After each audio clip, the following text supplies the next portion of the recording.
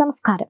ബംഗ്ലാദേശിൽ ന്യൂനപക്ഷങ്ങളെ ലക്ഷ്യമിട്ടുള്ള ആക്രമണങ്ങളും ആൾക്കൂട്ട കൊലപാതകങ്ങളും വർദ്ധിക്കുന്ന സാഹചര്യമാണ് നമ്മളിപ്പോൾ ദിനംപ്രതി കണ്ടുകൊണ്ടിരിക്കുന്നത്.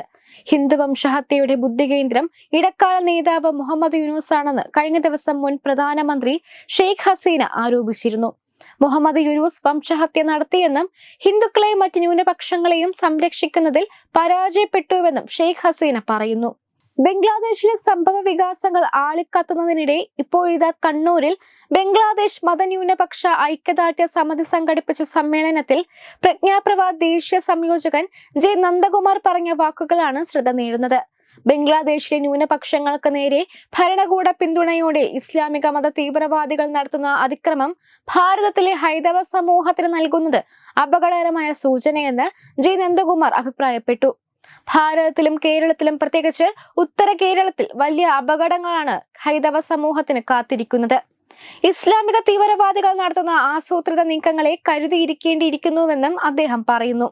മുന്നറിയിപ്പുകൾ നൽകിയിട്ടും 1980കളിൽ മുൻപ് കശ്മീരിലെ പണ്ഡിറ്റുകൾക്ക് തീവ്രവാദത്തിന്റെ നീക്കങ്ങളെക്കുറിച്ച് ബോധ്യപ്പെട്ടില്ല. അവസാനം ഒരു കൈയിൽ തീയും മറുകൈയിൽ വാളുമായി ഒന്നുകിൽ നാടുവിടുക അല്ലെങ്കിൽ മതം മാറുക എന്ന് ഇസ്ലാമിക ഭീകരവാദികൾ ആക്രോശിച്ചപ്പോൾ മാത്രമാണ് സത്യം ബോധ്യപ്പെട്ടത്. ഈ അവസ്ഥയിലാണ് ബംഗ്ലാദേശിലെ ഹൈന്ദവ വിശ്വാസികളും. ഇതിനകം നൂറുകണക്കിന് ഹൈന്ദവ വിശ്വാസികൾ തീവ്രവാദികളുടെ അതിക്രൂരമായ ആക്രമണത്തിന് പാത്രമായി ബംഗ്ലാദേശിൽ കൊല്ലപ്പെട്ടു കഴിഞ്ഞു. ഈ അവസ്ഥയിലേക്ക് ഭാരതവും മാറാതിരിക്കാൻ ഹിന്ദു ഉണർന്നിരിക്കണം. വിദേശ പാർലമെന്റിലടക്കം ബംഗ്ലാദേശിലെ ഹൈന്ദവ വേട്ടയ്ക്കെതിരെ പ്രതിഷേധിക്കാൻ തയ്യാറെടുക്കുമ്പോൾ ഭാരതത്തിലെ പ്രതിപക്ഷം യാതൊരു തത്വദീക്ഷയുമില്ലാതെ വിദേശ രാജ്യത്ത് ഏതോ സ്വകാര്യ വ്യക്തിക്കെതിരെ എടുത്ത കേസിന്റെ പേരിൽ സഭ സ്തംഭിപ്പിക്കുകയാണ്. ബംഗ്ലാദേശിൽ നടക്കുന്ന ഇന്നത്തെ ഹൈന്ദവ വേട്ടയിൽ നിന്നും ഭാരതത്തിലെ മതേതര രാഷ്ട്രീയ പ്രസ്ഥാനങ്ങളെയാണ് അവകാശപ്പെടുന്ന പ്രതിപക്ഷത്തിന് ഒഴിഞ്ഞു മാറാൻ കഴിയില്ലെന്നും അദ്ദേഹം പറഞ്ഞു. 1946 ആഗസ്റ്റിൽ മുസ്ലിം ലീഗ് രൂപം കൊണ്ടതിനു ശേഷം രാജ്യത്തുണ്ടായ ഹൈന്ദവ വേട്ടയുടെ തുടർച്ചയാണ് ഇപ്പോൾ ബംഗ്ലാദേശിലും നടക്കുന്നത്. അധികാരക്കൊതി മൂത്ത അന്നത്തെ രാഷ്ട്രീയ നേതൃത്വവും എല്ലാ കാലത്തും വിഭജിച്ച് ഭരിക്കാമെന്ന് വിശ്വസിച്ച ബ്രിട്ടീഷ് ഭരണകൂടവും ഇതിനെല്ലാ പിന്തുണയും നൽകിയ ഇടതുപക്ഷവും ചേർന്ന് നടത്തിയ ഹൈന്ദവ വേട്ടയുടെ തുടർച്ചയാണ് ബംഗ്ലാദേശിലേത്. ഭാരതത്തിനെതിരെ നിലകൊള്ളുന്ന ബംഗ്ലാദേശിലെയും മറ്റ് രാജ്യത്തിലെയും നേതാക്കളുമായി വിദേശ രാജ്യങ്ങളിൽ ചെന്ന് അടച്ചിട്ട മുറിയിൽ ചർച്ച ചെയ്യുന്ന പ്രതിപക്ഷ നേതാവാണ് നമുക്കുള്ളതെന്നും അദ്ദേഹം കുറ്റപ്പെടുത്തി. 28% ഹൈന്ദവ വിശ്വാസികൾ ഉണ്ടായിരുന്ന ബംഗ്ലാദേശിൽ നിന്ന് 8% ഇവർ മാറിയെങ്കിൽ അത് ഇസ്ലാമിക ഭീകരവാദികൾ നടത്തിയ വംശഹത്യയുടെ ഫലമാണ്. ഇതിനകം 3000-ഓളം കൊടിയ സംഭവങ്ങൾ ഹിന്ദുക്കൾക്കെതിരെ നടന്നു കഴിഞ്ഞു. അന്നത്തെ ബംഗ്ലാദേശിലെ സാഹചര്യം ഭാരതത്തിന് അനുകൂലമാക്കി തീർക്കാൻ പറ്റുമായിരുന്നുവെങ്കിലും പ്രദേശം ഭീകരവാദികൾക്ക് തീരെ എഴുതി കൊടുക്കുകയായിരുന്നു അന്നത്തെ ഭാരത ഭരണകൂടം. അതിന്റെ തിക്തഫലമാണ് ഇന്ന് അവിടുത്തെ ഹൈന്ദവ വിശ്വാസികളടക്കമുള്ള ന്യൂനപക്ഷം അനുഭവിക്കുന്നത്.